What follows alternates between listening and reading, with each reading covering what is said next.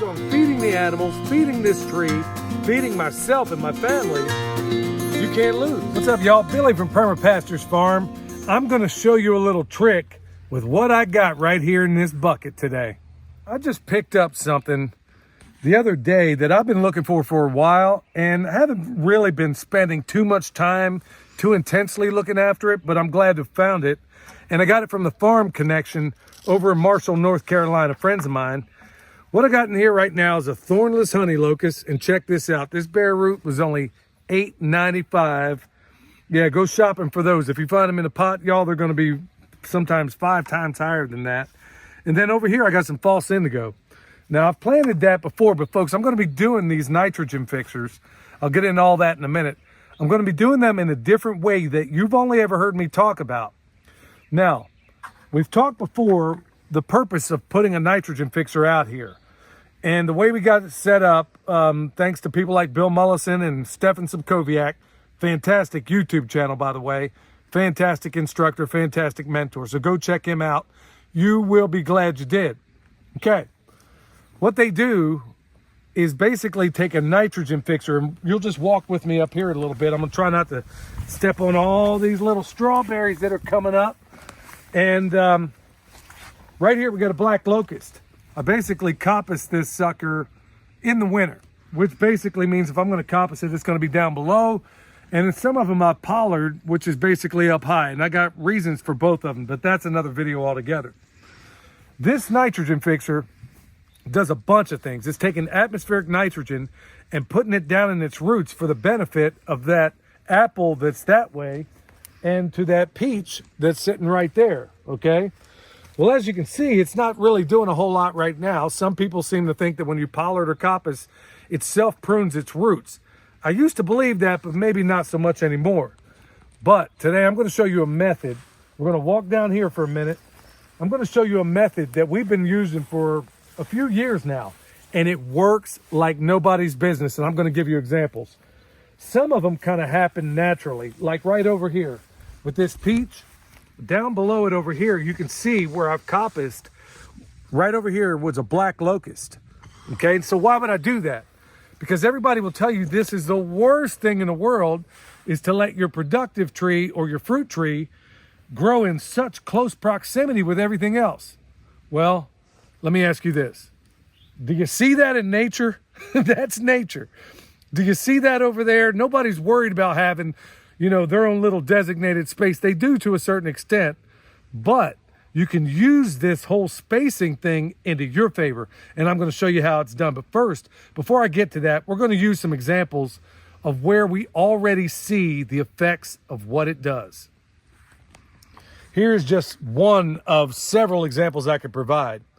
Now, like I said, the benefit of that nitrogen fixer is to take that nitrogen, put it down in the soil for these guys. But when we planted this apple here, what I didn't know is that right over here, and you can't see it right now, is basically a black locust that happened to be in the same doggone mulch ring.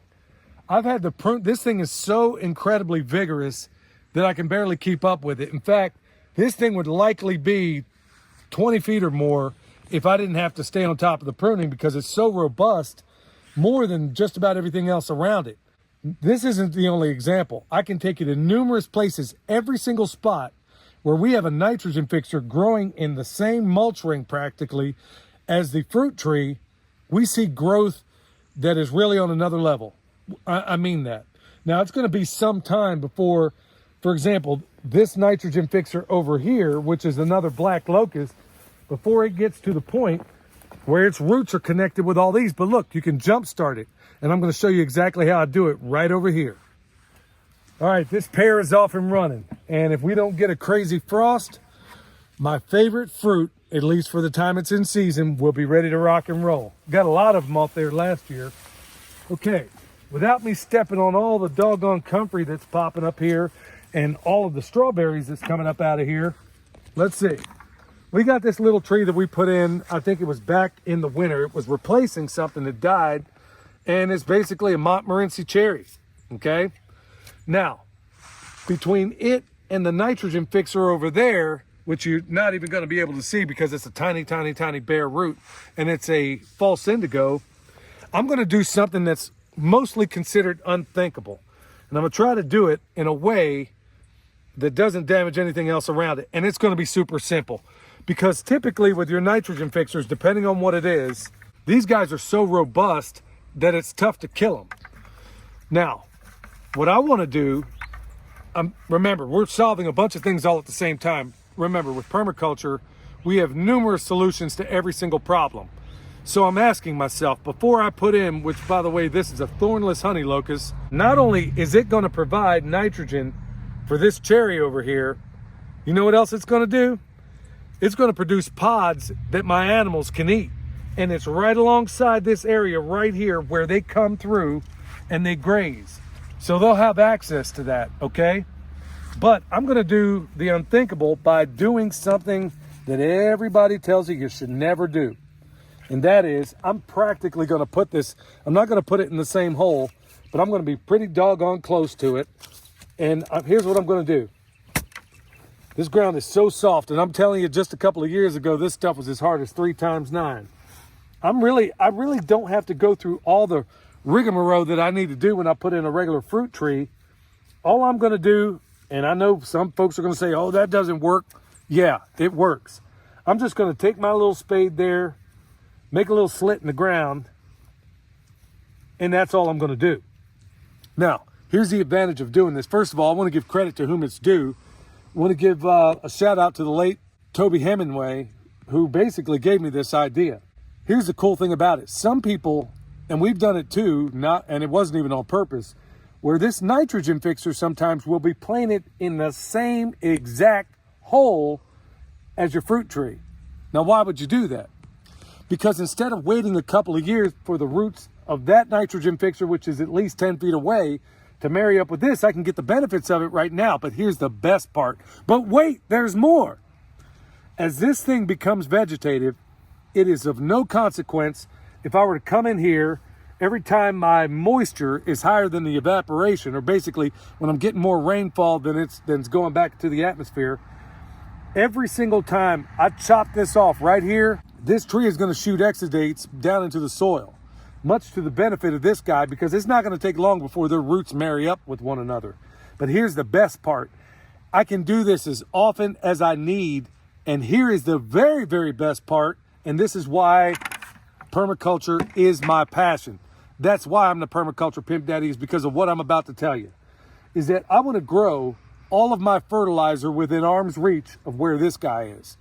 So what am I talking about?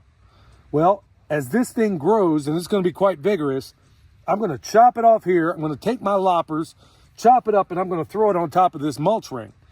But I'm going to layer it with what you see right here. You see all this? That's comfrey, comfrey, comfrey, comfrey, comfrey. So I'm basically going to layer. I'm never going to have to go buy more wood mulch again if I do this right. That's the beauty about this. I got all of my fertilizer and my mulch within arm's reach of where this can be found. So there's no bringing in outside stuff. There's no doing any of that stuff. Is it going to be a problem for the other things growing out of here? The daffodils, the garlic, the onions, all the other things that are growing out of here? Absolutely not. They don't even interfere with one another. But if I want, here's another thing I could do. Let's say I'm good on my mulch. I don't need it here. I can once again either coppice or pollard this, depending on the time of the year, and throw it over to my sheep. Wow. Win, win, win, win. So y'all, this is another experiment. Like I said, it's really that simple. I'm not going to worry about putting any mulch on this. I'm not going to, what you see, this mulch ring right here, it's not going to be here. I don't need to. Because if anything, these trees, most people would consider them in many ways a nuisance. Well, your problem is the solution. So before this thing grows up, now I can do this as often as I need. As this thing is growing up, as it gets bigger and bigger and bigger, I'll constantly, this thing will never outcompete this thing, because I'll always be in here ready to pollard or coppice if it gets out of control. And every single time I do that, like I said, depending on which camp you belong to, whether I'm pruning, whether it's pruning its roots down here to the benefit of this tree, or whether it's shooting out exudates to the benefit of this tree, who cares what camp it's in? We win, win, win. You can't lose.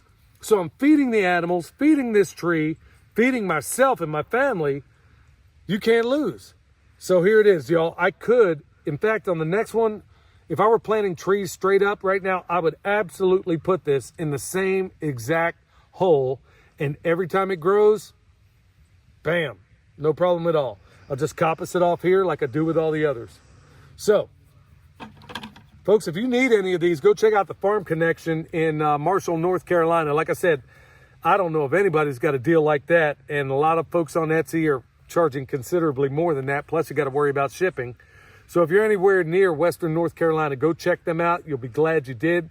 They got a bunch more, but I'm going to be doing a bunch more of these myself because I've been looking for some of this stuff for a while. All right, y'all, hopefully that was a blessing to you. If you need anything from us, like the comfrey I just talked about, you can find it at the website. The bone sauce that we put on our fruit trees, you can find that at the website. Butchering course, any of that stuff down below. Till next time, y'all, this is Billy from Perma Pastures Farm, where permaculture is my passion. And this is it right here. We'll see you next time.